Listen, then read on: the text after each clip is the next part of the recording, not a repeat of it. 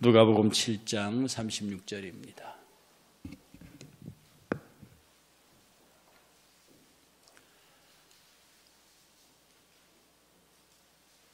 누가복음 7장 36절부터 50절 천천히 함께 봉독하겠습니다. 한 바리새인이 예수께 자기와 함께 잡수시기를 청하니 이에 바리새인이 집에 들어가 앉으셨을 때에 그 동네에 죄를 지은 한 여자가 있어 예수께서 바리새인이 집에 앉아 계심을 알고 향유 담은 옥합을 가지고 와서 예수의 뒤로 그 발 곁에 서서 울며 눈물로 그 발을 적시고 자기 머리털로 닦고 그 발에 입 맞추고 향유를 부으니 예수를 청한 바리새인이 그것을 보고 마음에 이르되 이 사람이 만일 선지자라면 자기를 만지는 이 여자가 누구며 어떠한 자 곧 죄인인 줄을 알았으리라 하거늘 예수께서 대답하여 이르시되 시몬아 내가 네게 이를 말이 있다 하시니 그가 이르되 선생님 말씀하소서 이르시되 빚 주는 자는 사람에게 빚진 자가 둘이 있어 하나는 500데나리온을 빚졌고 하나는 50데나리온을 졌는데 갚을 것이 없으므로 둘 다 탕감하여 주었으니 둘 중에 누가 그를 더 사랑하겠느냐. 시몬이 대답하여 이르되 내 생각에는 많이 탕감함을 받은 자니이다. 이르시되 내 판단이 옳다 하시고 그 여자를 돌아보시며 시몬에게 이르시되 이 여자를 보느냐. 내가 네 집에 들어올 때 너는 내게 발 씻을 물도 주지 아니하였으되 이 여자는 눈물로 내 발을 적시고 그 머리털로 닦았으며 너는 내게 입 맞추지 아니하였으되 그는 내가 들어올 때부터 내 발에 입 맞추기를 그치지 아니하였으며 너는 내 머리에 감람유를 붓지 아니하였으되 그는 향유를 내 발에 부었느니라. 이러므로 내가 내게 이르노니 그의 많은 죄가 사하여졌도다. 이는 그의 사랑함이 많음이라. 사함을 받은 일이 적은 자는 적게 사랑하느니라. 이에 여자에게 이르시되 내 죄 사함을 받았느니라 하시니 함께 앉은 자가 속으로 이르되 이가 누구이기에 죄도 사하는가 하더라.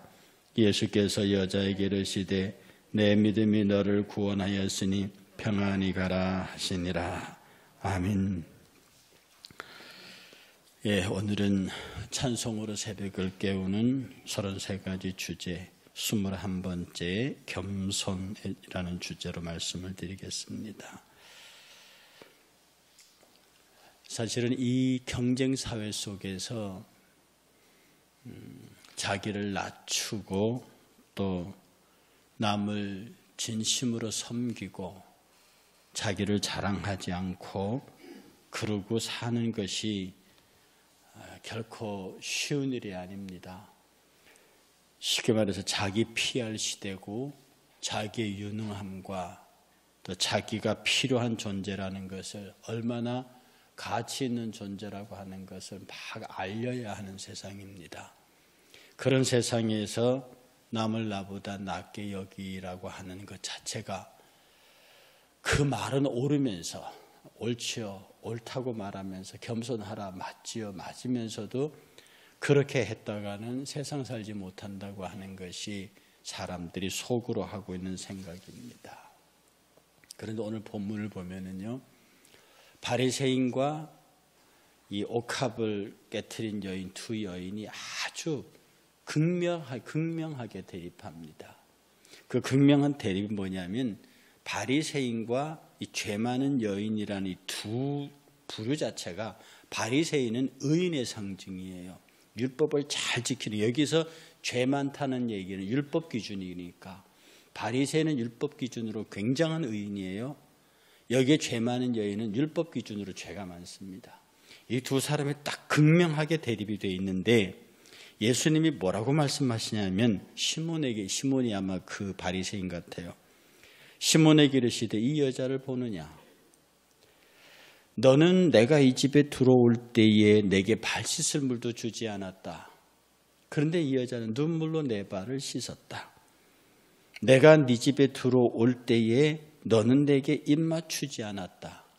그런데 이 여자는 들어올 때부터 내 발에 입 맞추었다.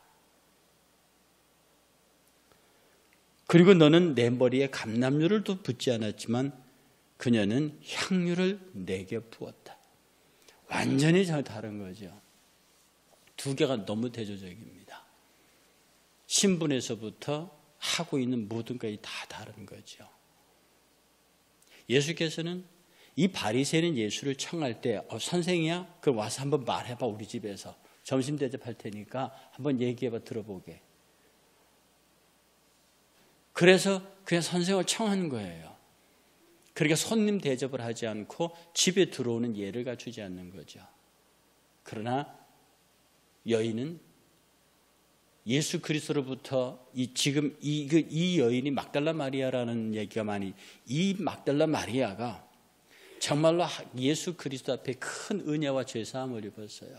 그 여인 비유 가운데 500데나리온 빚진 자와 50데나리온 빚진 자의 비유가 누가 더 탕감받았을 때에 고맙겠느냐. 이 말을 바울이 그대로 받아가서 죄가 많은 곳에 은혜가 넘친다 그렇게 말했습니다. 내가 살인죄를 지어서 형장으로 가다가 살아난 사람과 남의 거 소매치기 하다가 걸려가지고 있다가 용서받은 사람 누가 더 기쁘고 고맙겠느냐. 그건 당연히 살인자가 아니냐. 죄가 많은 곳이니까 죄를 많이 지란 말이 아닙니다. 죄가 많은데 죽게 됐는데 용서받으면 그것이 더 죄에 대한 용서의 은혜가 크다 그런 뜻입니다. 그래서 이 여인을 향해서 너의 많은 죄가 그것의 용서받음으로 네가 더 사랑하게 돼서 너에게는 사랑이 참 많다. 그래서 예수님은 당신 앞에 그렇게 서 있는 그 여인의 겸손한 모습을 사랑이 많은 것으로 이해하셨습니다. 예, 사랑이 많은 것. 겸손한 사람, 정말로 겸손한 사람은 사랑이 많은 사람입니다. 겸손한 사람은 내가 저 사람에게 은혜를 입었다고 생각합니다. 나는 별로 은혜를 베푼 것 같지 않은데 그 사람은 내게 많이 은혜 입었다고 말합니다. 그래서 겸손한 사람의 입에서는 감사하다는 얘기가 많이 나오는 겁니다. 겸손한 사람들 입에서는 참 좋다는 얘기가 많이 나옵니다. 그러나 반대로 겸손하지 못한 사람에게 감사하다는 말이 잘 안 나옵니다. 참 좋다라는 말이 안 나옵니다. 왜? 늘 불만이니까. 늘 부족하니까. 그래서 사람들이 아무리 자기에게 사랑을 베풀어줘도 그게 자기의 양이 안 차는 거죠. 그래서요, 이 겸손은요, 제가 설교 때도 가끔 말씀드리지만 이 겸손은 세 가지 형태의 겸손입니다. 하나는 하나님을 향한 겸손이에요. 하나님을 향한 겸손인데 시편 147편 6절은 이렇게 말합니다. 여호와께서 겸손한 자를 붙드시고 악인들은 땅에 엎드리시도다. 베드로전서 5장 6절은요. 그러므로 하나님의 능하신 손 아래에서 겸손하라. 때가 되면 너희를 높이시리라. 잠언은 15장 33절은요. 여호와를 경외하는 것은 지혜의 훈계라. 겸손은 존귀의 앞잡이니라. 예수 그리스도의 겸손이 하나님의 겸손의 극치입니다. 하나님이 우리에게 보여주신 겸손의 지모죠. 그러니까 우리가 겸손한다고 한 뜻은 하나님 앞에 서서 내 죄 때문에 예수 그리스도를 이 땅에 오게 하셨고 그가 고난과 수욕을 받으시고 십자가 못 박혀 죽기까지 고난당하셨습니다. 나 때문에. 그래서 하나님을 향하여서 죄와 나의 허물로 인한 회개와 감사와 눈물로 주님을 향하여 서는 그 굴복의 자세, 그것이 하나님 앞에 서 있는 겸손함의 모습입니다. 어쩌면 우리가 가르치는 겸손이 사람들 앞에 허리를 굽히고 이렇게 자기를 낮추고 이런 겸손이 어쩌면 그런 겸손은 세상이 가르치기도 합니다. 세상도 그런 겸손을 가져. 선생님들 앞에서 허리 숙이고 어른들한테 친구들한테 잘하고 이건 세상도 가르치는 겸손입니다. 어쩌면 우리 교회의 핵심적인 겸손이 뭐냐면 하나님 앞에 겸비한 자입니다. 내가 하나님 앞에 죄송한 사람입니다. 내가 하나님 앞에 허물 많은 사람입니다. 내가 하나님의 받은 은혜가 너무 큽니다. 내가 하나님 앞에 내세울 것이 없습니다. 내 모든 것을 다 해서 주를 섬겨도 여전히 부족합니다. 어쩌면 교회가 생명처럼 가르치는 겸손, 그리고 성경 전체 신구약을 통틀어서 겸손 얘기하는 그 겸손의 가장 중심에는 뭐냐면 사람이 하나님 앞에 겸손입니다. 하나님께서 뭐라고 이스라엘 백성들을 향해서 말씀하셨냐면 신명기 10장 14절에 보면요, 하늘과 모든 하늘의 하늘, 하늘과 모든 하늘의 하늘과 땅과 그 위의 만물은 본래 내 하나님 여호와께 속한 것이로되 여호와께서 오직 내 조상들을 기뻐하시고 그들을 사랑하사 그들의 후손인 너를 만민 중에서 택하셨다. 하늘의 하나님, 그게 다 하나님 건데 그 하늘과 땅 위에 얼마나 많은 것들이 있겠느냐? 많은 민족이 있겠느냐? 그 중에 너희를 택하였다. 이렇게 말씀하시고 그 뒤에 딱 찍어서 하신 말씀이 뭐냐면 여호와께서 내 조상들을 기뻐하시고 그들을 사랑하사 그들의 후손인 너희를 만민 중에서 택하셨음이 오늘과 같음이니라. 지금 너희들 이러고 있는 게 오늘과 같다. 만민 중에서 하늘과 하늘 중에 택한 너희들이다. 그래서 말씀하시 그러므로 너희는 마음의 할례를 행하고 다시는 목을 곧게 하지 마라. 하늘과 하늘에 있는 그 땅에 있는 그 모든 것들의 소유와 족속과 여러 나라들이 있는데 그 중에 너를 택했다. 그리고 오늘과 같이 이르게 만들었다. 그리고 너희는 할례 받는 백성이 되었는데 그 할례를 마음에 행하고 다시는 네 목을 곧게 하지 마라. 하나님이 목을 곧게 한다는 말씀을 되게 말씀하세요. 그래, 내가 너희 조상들에게 약속한 땅으로 올라가라. 내가 가나안, 히브리, 여부스, 히위 족속을 다 쳐서 북방의 모든 민족을 다 멸해서 가나안 땅을 너에게 줄게. 가. 그러나 나는 너희와 함께 올라가지 아니하리니 너희는 목이 곧은 백성이라. 내가 중간에 진로에 행하여 너희를 다 진멸할까 염려하라. 그러니 하나님 앞에 겸손이 기독교가 실질적으로 가르치는 겸손입니다. 우리는 내가 예수를 죽인 것을 마음에 아파하고요. 나 때문에 예수께서 십자가에 못 박히기 위해 이 땅에 오신 것을 죄송해하고요. 그러므로 늘 그 앞에 옷깃을 여미고 내가 신앙생활 제대로 하지 못하는 것을 하나님 앞에 반성하고 반성하는 것. 내가 하나님의 뜻대로 살지 못하는 것, 내가 하나님을 기쁘시게 하지 못하는 것을 끝없이 반성하는 것이 기독교 덕목의 최고의 겸손입니다. 하나님 앞에 겸손하시기를 축복합니다. 그 다음에 이 하나님 앞에 겸손한 사람들은 두 번째, 형제와 형제 사이에서의 겸손입니다. 성도들끼리 겸손입니다. 여러분 너무나 잘 아시는 말씀대로 남을 나보다 낫게 여기라. 어떤 경우에도 남을 나보다 낫게 여기라. 아무 일이든지 다툼이나 허영으로 하지 말고 오직 겸손한 마음으로 각각 자기보다 남을 낫게 여기라. 예수님이 허리를 동이시고 제자들의 발을 씻기세요. 보통 일반적으로 물만 내주면 됩니다. 발 씻으라고 물만 내주면 된다고요. 수건 옆에다 두면 됩니다. 그런데 닦아줄 수건을 허리에 직접 동이시고 그 앞에 대야를 놓고 발을 직접 씻기세요. 형제를 향한 겸손이라고 하는 것은 진실로 그를 귀하게 여기는 모습입니다. 그리고 그를 안타까워하는 모습입니다. 정말 어떻게 할 수도 있겠네. 저 왜 저러지? 그런 것에 대한 안타까움을 가지고 저것을 어떻게 해결하면 되겠는가를 몇 날 며칠을 고민하는 겸손 아닙니다. 그냥 내립다 찌르는 게 아닙니다. 허물을 보면 뒤집는 게 아닙니다. 그 허물이 나의 책임인 줄 알고 고민하는 겁니다. 그리고 그 허물 때문에 다른 사람에게 상처받지 않기 위해서 그를 지키게 어떻게 하면 저를 보호할 수 있을까? 그렇게 생각하는 것이 겸손입니다.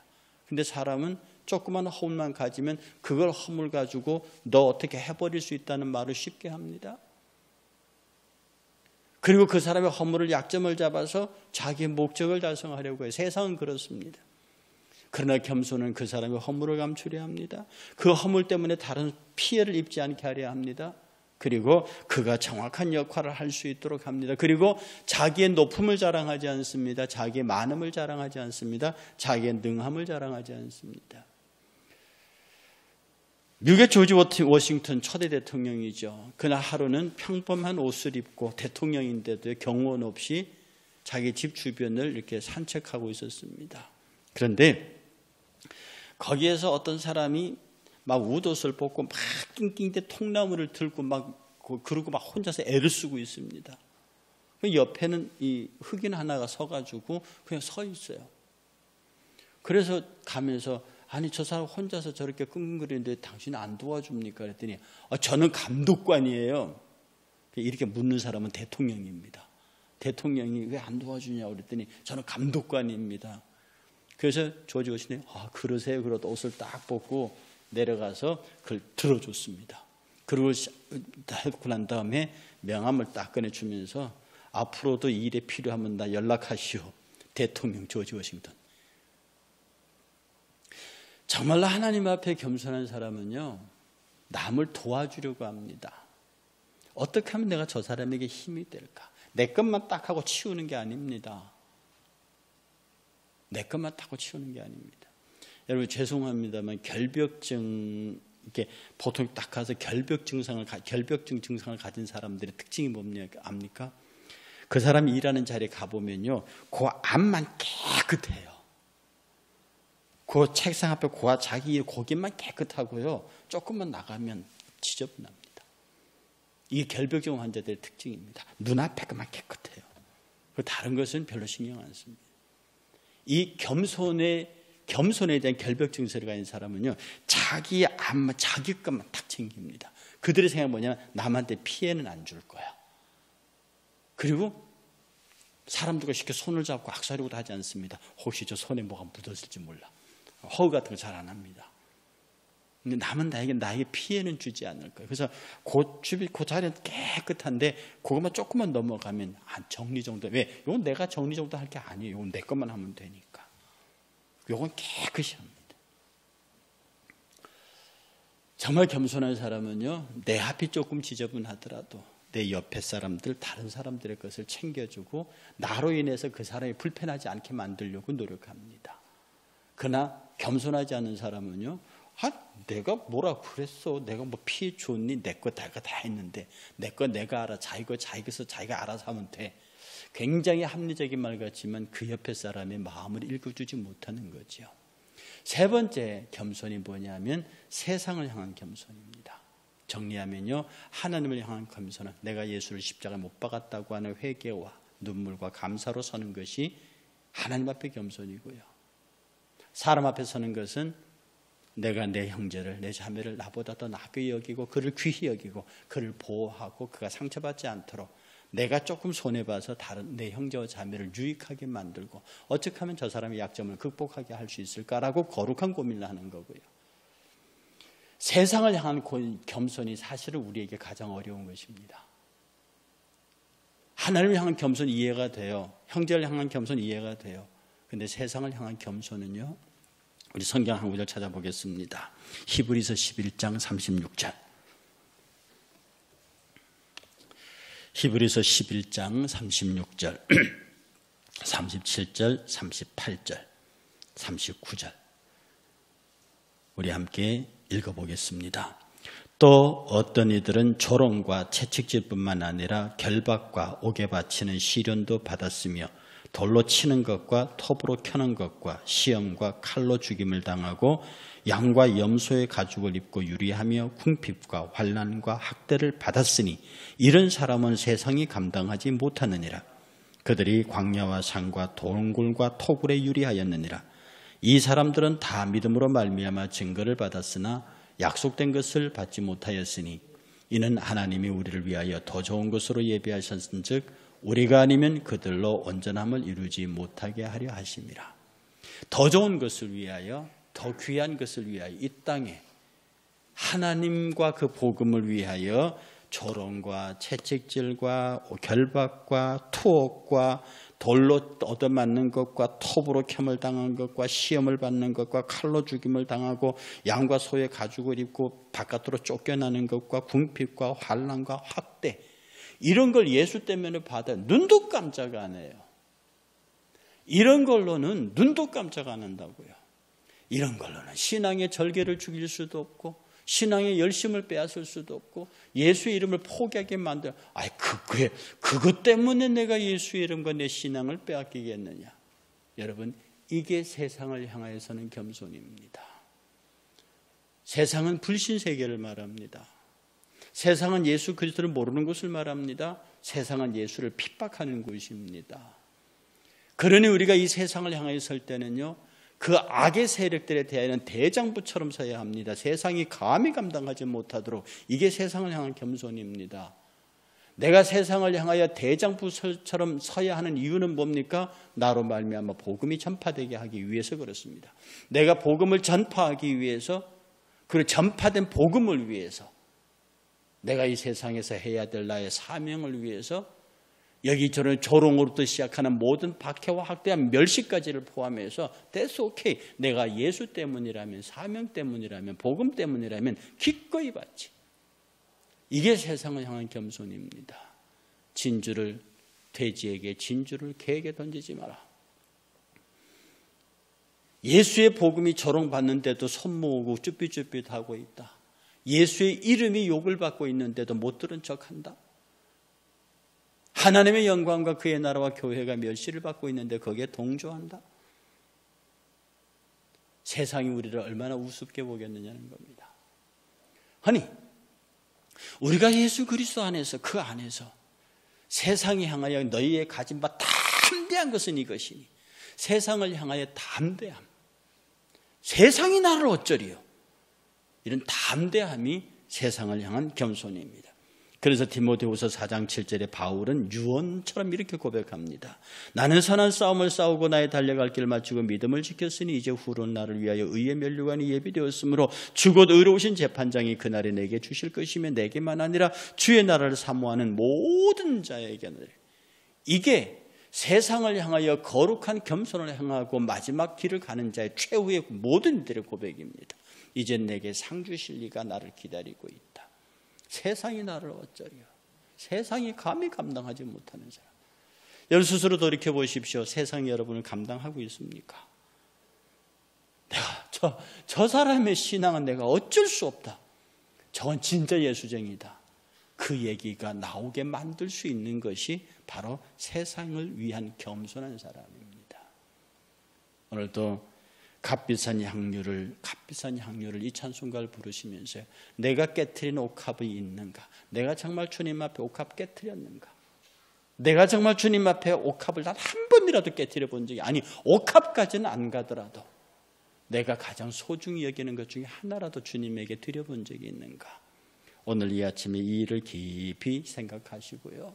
나도 하나님 앞에 겸손한 사람이 되겠다. 주님을 향하여 눈물로 울 수 있는 사람, 내 형제와 자매를 나보다 귀하게 여기고 그를 보호하려고 하는 마음, 겸손함, 그리고 세상이 감히 감당할 수 없는 겸손으로 내 인생을 채워서 나도 매일매일 크고 작은 옥합을 깨트리면서 사는 여인과 같은 삶을 살아야겠다. 이 삶의 은혜가 여러분이 함께 하시기를 주의 이름으로 축복합니다. 찬양하겠습니다.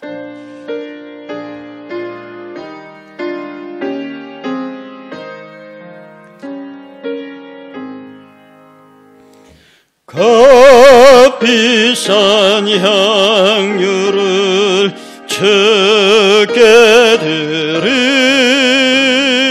막달라 마리아 본받아서 향기로운 산제물 주님께 바치리 사랑의 주 내 주님께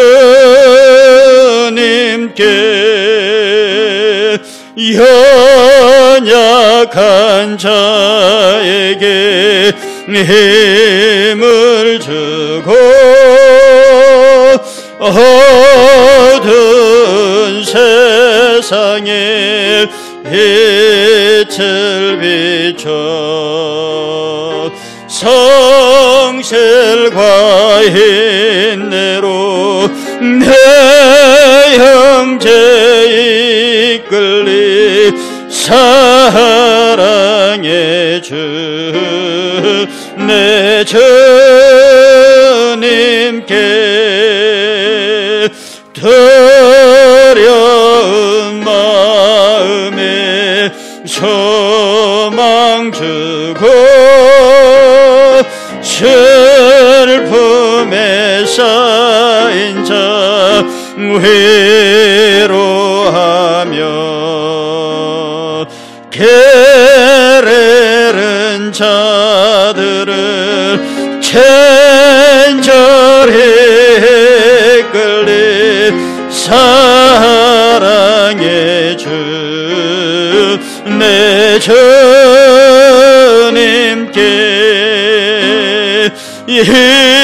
인생의 황혼이 깃들어서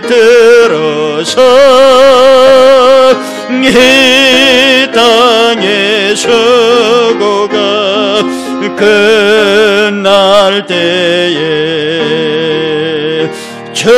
주님을 섬기다 평안히 가리라. 사랑의 주 내 주님께